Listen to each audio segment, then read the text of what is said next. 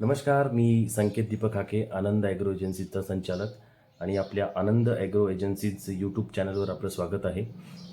आज आपण जाणून घेणार आहोत की पांढऱ्या माशीच्या नियंत्रणासाठी काय काय केलं पाहिजे आणि काय करू शकतो.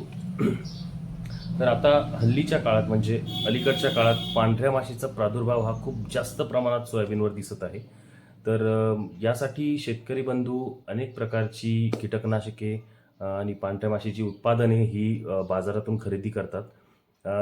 त्यामध्ये एक रेग्युलर जो चालणारा आपला कंटेन आहे ॲसिटामाप्राइड 20% म्हणजे तो बऱ्याच कंपन्यांचा येतो. अ, नामांकित कंपन्यांचा सुद्धा येतो. तसंच याच्याही पलीकडे जाऊन काहीतरी हेवी डोजेस म्हणू शकतो आपण, की जास्त दीर्घकाळ टिकणारं आणि दीर्घकाळ काम करणारं असे काही प्रोडक्ट मार्केटमध्ये आलेले आहेत.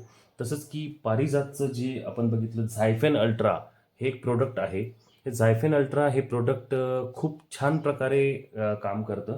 हे 2 प्रकारे काम करतं. एक अंतर्प्रवाही काम करतं आणि स्पर्शजन्यही काम करतं.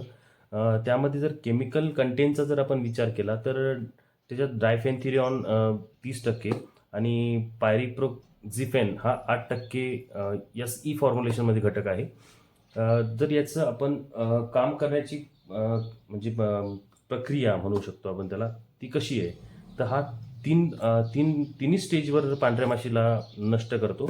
म्हणजे पांढऱ्या माशीची अंडी, पिल्लावळ आणि प्रौढसुद्धा या तिन्हीला तो चांगल्या प्रकारे संपवण्याचं काम करतो.